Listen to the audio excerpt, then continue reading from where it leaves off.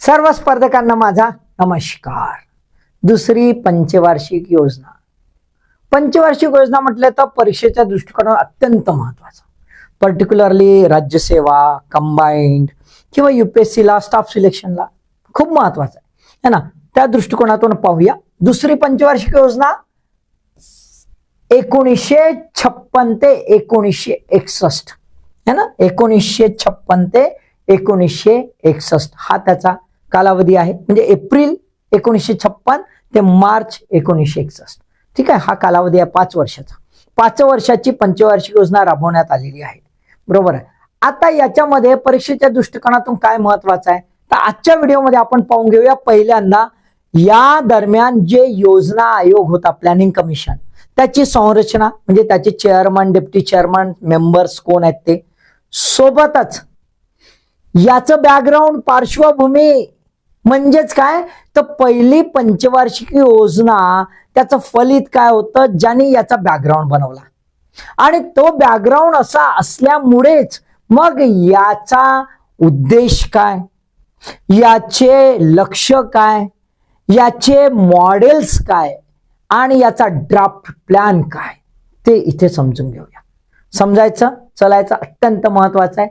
Facts काही आहेत जे एकदमच पर्टिक्युलर इथे मी तुम्हाला सांगणार आहे, जे बरेचसे फॅक्ट्स तुमच्याकडे ज्या गाईड्स आहेत, टेक्स्ट बुक्स आहेत त्यामध्ये कदाचित नसणार। चलायचं मग तर चला। तर पहिल्यांदा संरचना योजना आयोग, planning commission second five year plan मध्ये जे होतं ते आहे, ती डेट लक्षात घ्या, 4 मे 1956। 4 मे 1956 ला काय परिस्थिती होती तर आपल्याला असं दिसतंय अध्यक्ष कोण होते बघा, तर ऑब्वियसली पदसिद्ध अध्यक्ष असतात, म्हणजे प्राईम मिनिस्टर जे असतात ते पदसिद्ध, म्हणून पंडित जवाहरलाल नेहरू। उपाध्यक्ष डेप्टी चेअरमन है ना, हे जे आहेत कोण आहे, VT कृष्णमाचारी। कोण आहेत, VT कृष्णमाचारी। हे इंडियन सिव्हिल सर्वंट होते आणि जयपूरचे प्राईम मिनिस्टर सुद्धा होते। जयपूर राज्य त्या वेळात होतं 1949 पर्यंत ते प्राईम मिनिस्टर होते। बडोद्याचे दिवाण सुद्धा होते। ठीक आहे, त्यानंतर सभासद कोण लक्षात घ्या, किती सभासद होते तर 4 सभासद होते। किती, 4। पहिलं गुलजारीलाल नंदा, नंतर ते ज्याला आपण प्रभारी प्राईम मिनिस्टर म्हणतो ते राहिलेले आहेत, पॉलिटिशियन आणि इकॉनॉमिस्ट है ना। गुलजारीलाल नंदा यांना आपल्यालाही माहित आहे की बाबा ते नेहरूंच्या नंतर, त्यांच्या डेथ नंतर प्राईम मिनिस्टर थोड्या अल्प कालावधी करता राहिले म्हणून, परंतु ते इकॉनॉमिस्ट सुद्धा होते, हे लक्षात ठेवायचं। आणि लेबर इश्यू जे आहेत, लेबर इश्यूज, कामगारांचे जे प्रश्न आहेत ते इकॉनॉमिक पॉइंट ऑफ व्ह्यू त्यांचे जे आहे स्पेशलायझेशन होतं। दुसरा आहे KC नियोगी है ना, क्षितिज चंद्र नियोगी पॉलिटिशियन्स होते आणि फर्स्ट फायनान्स कमिशन जे आहे त्याचे चेअरमन सुद्धा राहिलेले आहेत। त्याच्या नियोगी समिती माहित असेल तुम्हाला है ना, नाही मग पाहून घेऊ नंतर। ठीक आहे, CD देशमुख हे सुद्धा सिव्हिल सर्वंट होते आणि रिझर्व्ह बँकेचे फर्स्ट गव्हर्नर 1948 ला हे झाले। त्यानंतर JC घोष जे आहेत ते इंडियन केमिस्ट होते, म्हणजे केमिस्ट्रीचे सायंटिस्ट असं म्हणूया ते होते। त्यांनी इंडस्ट्रियल डेव्हलपमेंटसाठी खूप सारे प्लॅन दिले, सोबत IIT खरगपूर याच्यामध्येही त्यांचं कॉन्ट्रीब्युशन जबरदस्त राहिलं नॉमेनक्लेचर बदलवण्यात। त्यानंतर सेक्रेटरी कोण होते, अत्यंत महत्वाचं आहे, तर ते होते YN सुखटणकर। नाव ऐकल्याशिवाय सुखटणकर समिती तुम्ही, बरोबर आहे, हे सेकंड कॅबिनेट सेक्रेटरी, भारताचे सेकंड कॅबिनेट सेक्रेटरी। त्यानंतर जॉईंट सेक्रेटरी कोण होते, जॉईंट सेक्रेटरी म्हणजे सहसचिव, तो होते तारलोक सिंग। तारलोक सिंग हे तब्बल 17 वर्ष प्लॅनिंग कमिशनला यांनी सेवा दिलेली आहे आणि हे नेहरूंचे प्रायव्हेट सेक्रेटरी होते। कोण होते, private secretary of Pandit Jawaharlal Nehru. Clear, हा लक्षात आला। हे असे प्रश्न आता येणार फॅक्च्युअल याच्या आत, कारण MPSC ला कुठून प्रश्न काढणार ते अशा प्रकारे, आलं लक्षात। ठीक आहे, आता याच्यामध्ये तुम्हाला बघा मेंबर्स आणि हे सेक्रेटरी डेप्टी चेअरमन लक्षात आले ना. आता एक नाव बघून घेऊया, बघा खूप महत्वाचं है ना. प्रसन्नता चंद्रा महालनोबिस हे मेंबर होते का प्लॅनिंग कमिशनचे? नाही. पण सेकंड 5 इयर प्लॅन वाचताना आपण एक मॉडेल प्रतिमान है ना, नेहमी शब्द ऐकतो कोणता? नेहरू महालनोबिस प्रतिमान ऐकतो. नेहरू महालनोबिस प्रतिमान. मग आपल्या पोट्ट्यांच्या डोक्यात राहते की बाबा मग हा प्लॅनिंग कमिशनच्या मेंबर बी असन काय तो असन भावा, वाटते असं? तसं नाही. पहिल्या प्लॅन मध्ये कोणी ड्राफ्ट बनवला? कोणी बनवला? नाही आठवत? मग पहिल्या प्लॅनिंगचं काही व्हिडिओ पाहिले नाही का? पाहून घ्या बाबा. मी काही इथं सांगत बसत नाही, ते पाहून घ्या म्हणजे तुम्हाला मस्तपैकी समजा की तिथं बी ते मेंबर नव्हते ज्यांनी ड्राफ्ट प्लॅन बनवला. तसंच इथे प्रसन्नता चंद्रा महालनोबिस दिसतात. ग्रेट स्टॅटिस्टिशियन कोण होते? ग्रेट स्टॅटिस्टिशियन, भारताचे विख्यात सांख्यिकी शास्त्रज्ञ होते, बरोबर आहे. यांनी सेकंड 5 इयर प्लॅनचा ड्राफ्ट तयार केला. त्याला काय म्हणतात? Plan frame. शॉर्ट मध्ये त्याला काय म्हणतात? शॉर्ट मध्ये प्लॅन फ्रेम है ना. त्याचं नाव आहे draft recommendations for the formulation of second 5 year plan. त्या ड्राफ्ट प्लॅनचं नाव काय आहे? The draft recommendations for the formation of second 5 year plan. त्याला शॉर्ट मध्ये काय म्हणतात? Plan frame. असा एक प्रश्न विचारू शकतात, लक्षात ठेवा. आता मॉडेल बनवला प्रतिमान सेकंड 5 इयर प्लॅनचं. फर्स्ट 5 इयर प्लॅनचं प्रतिमान काय? मॉडेल काय? पुन्हा पाहून घ्या तिकडे. पण इथं मी सांगेन इथं सांगेन मी. तिकडे पाहून घ्या म्हणलं पण इथं सांगेन. का सांगेन ते बी कारण तुम्हाला माहित होऊन जाईल है ना. तर इथं बघा, लक्षात घ्या, हा ड्राफ्ट प्लॅन बनवला आणि सोबत प्रतिमान म्हणजे मॉडेल सुद्धा, इकॉनॉमिक मॉडेल किंवा ग्रोथ मॉडेल म्हणतात, ते बनवलं नेहरू महालनोबिस. का? कारण की याच्यामध्ये नेहरूंची फिलॉसॉफी आणि महालनोबिस यांची स्ट्रॅटेजी याचं मिश्रण आहे. कशाचं मिश्रण आहे? नेहरू यांची फिलॉसॉफी आणि त्यांच्यावर जी छाप पडली होती ज्या फिलॉसॉफीची, आणि महालनोबिस यांची स्ट्रॅटेजी. कसं? ते नेहरू यांची फिलॉसॉफी सोशलिस्ट, समाजवादी आणि महालनोबिस यांची स्ट्रॅटेजी म्हणजे ग्रोथ स्ट्रॅटेजी. एखादा जी आहे अर्थव्यवस्था त्याचा विकास कसा करायचा त्या याच्या. आता नेहरूंचं असं म्हणणं होतं की बाबा मॉडेल असा असला पाहिजे की सर्व कल्याण झालं पाहिजे, जनकल्याण झालं पाहिजे. म्हणजेच काय?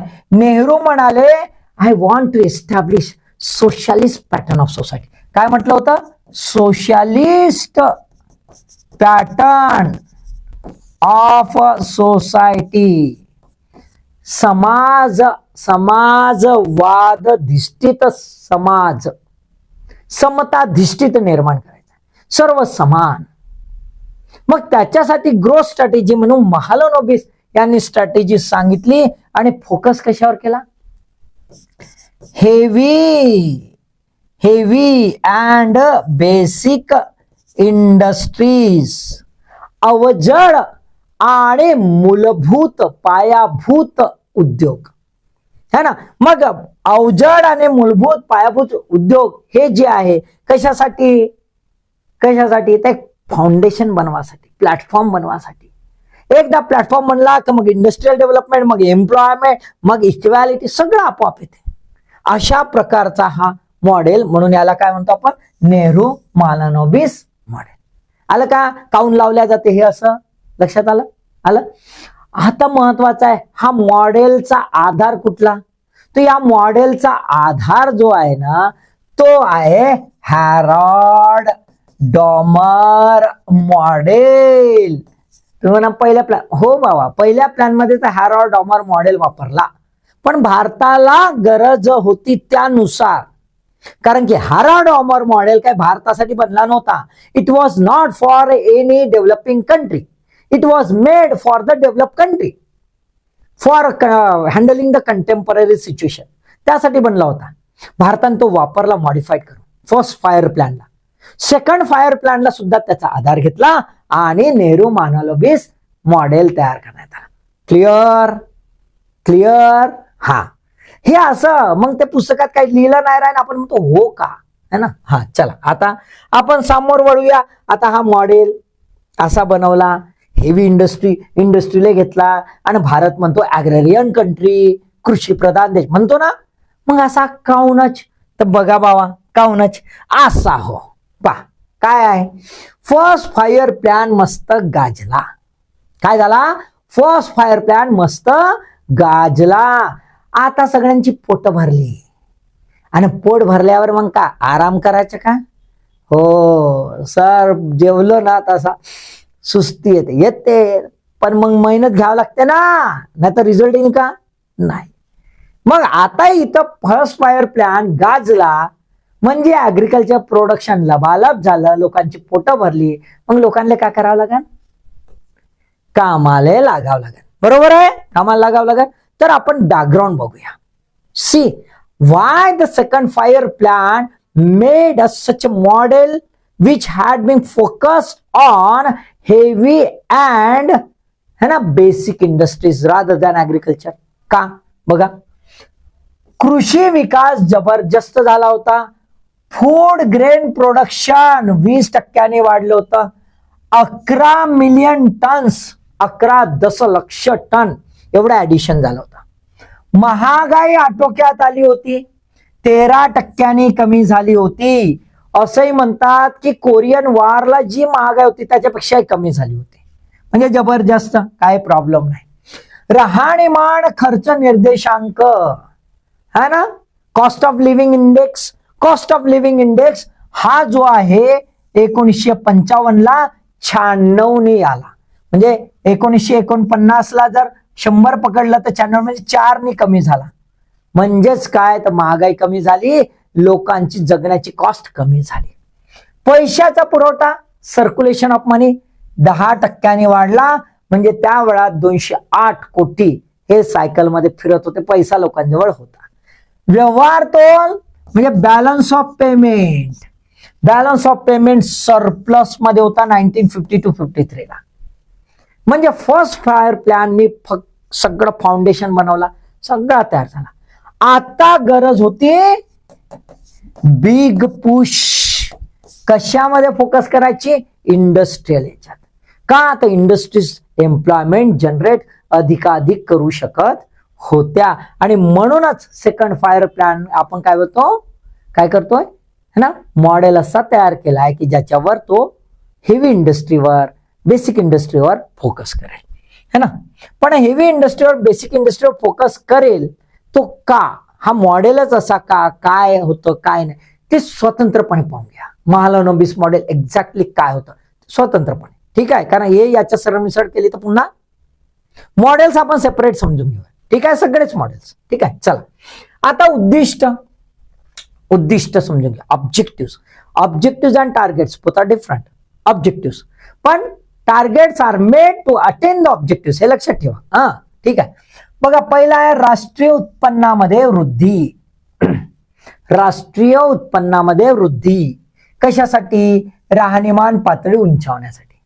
नुसते इकॉनॉमिक ग्रोथ कशाले, आचार टाकाले का नाही, है ना. Sizable increasing national income to raise the level of living standard. लोकांचं जीवनमान, राहणीमान उंचावलं पाहिजे, है ना. गरिबीचं निर्मूलन झालं पाहिजे, सुखात लोक नांदली पाहिजे. That is the aim. पहिलं ओके, ठीक आहे. मग हे असं आहे ना, तर हे असं अल्टिमेट आहे, है ना, सगळ्यांना सुख मिळालं. मग कसं बाबा, तर दुसरं जलद औद्योगिकरण, पायाभूत आणि अवजड उद्योगांवर भर, है ना. रॅपिड इंडस्ट्रियलायझेशन, दुसरं उद्दिष्ट रॅपिड इंडस्ट्रियलायझेशन. पण कशावर फोकस आहे, बेसिक अँड हेवी इंडस्ट्रीज. कशासाठी, तर एकदम थोडक्यात सांगतो, it have a lot off spin off effect, है ना. बॅकवर्ड आणि फॉरवर्ड लिंकेज याच्यात जबरदस्त असतात. एकदा एक उदाहरणार्थ स्टील इंडस्ट्री बनवली तर स्टील इंडस्ट्री बनवण्यासाठी माइन्स लागतात, इंजिनियर लागतात, बऱ्याच गोष्टी है ना. इकडे मग मार्केट लागते. आपोआप हे बनलं की सगळं बनते, आपोआपच बनते. इकॉनॉमी आहेच तशी. एक गोष्टीची सुरुवात झाली की सायकल फिरत जाते. म्हणून पायाभूत आणि अवजड उद्योग याच्यावर भर. तिसरं, रोजगार संध्यांमध्ये विस्तार, large expansion of employment opportunities है ना. लार्ज एम्प्लॉयमेंट अपॉर्च्युनिटीज वाढवायचा. एम्प्लॉयमेंट अपॉर्च्युनिटीज वाढवल्या तर इन्कम वाढेल, बरोबर आहे. इन्कम वाढेल तर लिव्हिंग स्टँडर्ड जो आहे तो पण वाढेल, वाढेल की नाही. लिव्हिंग स्टँडर्ड सोबत सेव्हिंग वाढेल, सेव्हिंग सोबत इन्व्हेस्टमेंट वाढेल, इन्व्हेस्टमेंट सोबत इंडस्ट्रियल किंवा प्रोडक्शन जे आहे ते वाढेल, प्रोडक्शन सोबत पुन्हा इन्कम. म्हणजेच बघा काय आहे, एकदा रोजगार संध्या जर उपलब्ध झाल्या तर व्हर्च्युअस सायकल, सुखचक्र आपोआप तयार होऊ शकतं. उत्पन्न आणि संपत्तीमधील विषमता कमी करणे. सेकंड फायर प्लॅन माहित होतं त्यावेळात ना सेकंड फायर प्लॅनर्सला की बाबा भारतामध्ये हिस्टॉरिकली ऐतिहासिक दृष्ट्या संरचनात्मक आर्थिक सामाजिक विषमता आहे. मग ती दूर जर झाली नाही तर भारतामध्ये जो उदात्त उद्देश आहे समताधिष्ठित समाज निर्माण करायची, सोशलिस्ट पॅटर्न ऑफ सोसायटी, ते शक्य आहे का? नाही है ना. आणि त्याच्यामुळे विषमता कमी करणे आणि आर्थिक शक्तीचे अधिक समान वितरण करणे. केवळ विषमता कमी करायची नाही, केवळ विषमता कमी करायची नाही तर सोबत डिस्ट्रीब्युशन पण असं झालं पाहिजे इकॉनॉमिक पॉवरचं की जेणेकरून डेमोक्रेसी एस्टॅब्लिश झाली पाहिजे. Reduction of inequalities in the income and wealth and more even distribution of economic power. किती महत्वाचं आहे. आता हे जर चारही उद्दिष्ट तुम्ही लक्षात घेतली तर तुम्हाला असं लक्षात येईल की all four are interlinked with each other. एकमेकांवर निर्भर आहेत, एकमेकांशी जोडून आहेत, कनेक्शन आहे. रोजगाराच्या संध्या कशा वाढतील? जर इंडस्ट्रीज निर्माण होतील तर. आणि रोजगाराच्या संध्या वाढल्या तर इन्व्हेस्टमेंट वाढेल, म्हणजे इंडस्ट्रीज निर्माण होतील. लक्षात ठीक आहे. त्यानंतर जर तुम्ही बघाल तर रोजगाराच्या संध्या वाढल्या तर समान वितरणाची पॉसिबिलिटी आहे. समान वितरण जर केलं तर मग राहणीमानात सुधार होऊ शकतो, इकॉनॉमिक ग्रोथ होऊ शकते. आणि ह्या तिन्ही गोष्टी बरोबर झाल्या तर अल्टिमेट गोल अटेन होऊ शकतो. क्लिअर? Okay, right. आता हे जे उद्दिष्ट आहे हे उद्दिष्ट आकड्यांमध्ये बनवणं आवश्यक आहे, आकड्यांमध्ये. आणि त्याच्यासाठी आहेत टार्गेट्स, लक्ष्य. राष्ट्रीय उत्पन्न, नॅशनल इन्कम काय प्लॅन केला आहे, काय टार्गेट? 4.5% or 25%, 4.5% per annum. रोजगार निर्मिती, एम्प्लॉयमेंट जनरेशन 10 ते 12 मिलियन, 10 ते 12 दशलक्ष. Agriculture production to be increase by the 18%, 18% वृद्धी करायची आहे. ओलिता खालील जमीन, land under irrigation 21 million acres, 21 दशलक्ष एकर्स इतकं इरिगेशनच्या अंडर आणायचं आहे. विद्युत क्षमता, installed electric capacity 3.5 million kilowatt निर्माण करायचं उद्दिष्ट आपल्याला दिसते. म्हणजेच काय तर second five year plan though considered as heavily focused on है ना हेवी अँड बेसिक इंडस्ट्रीज है ना, बरोबर आहे, याच्यावर फोकस केलं.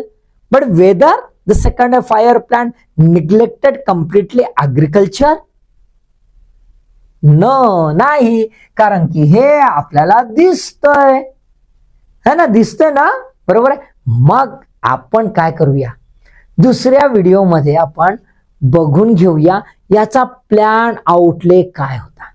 कारण की असं उद्दिष्ट दिलं टायटल मात्र दिसते, Nehru Mahalanobis pattern heavy इंडस्ट्रीवर फोकस करते. मग काय बाबा, प्लॅन आउटलेमध्ये काय जुगाड केला, धरला आणि सगळ्या इंडस्ट्रीला दिला का, ते पण समजून घेणं आवश्यक आहे की नाही. मग याच्यानंतरचा व्हिडिओ काय बघणार आपण, प्लॅन आउटले त्याचं विश्लेषण. क्लिअर. फिर लगे रहो, बने रहो, टिके रहो आणि अभ्यास करताच तुम्ही. अभ्यासाला ऑल द बेस्ट.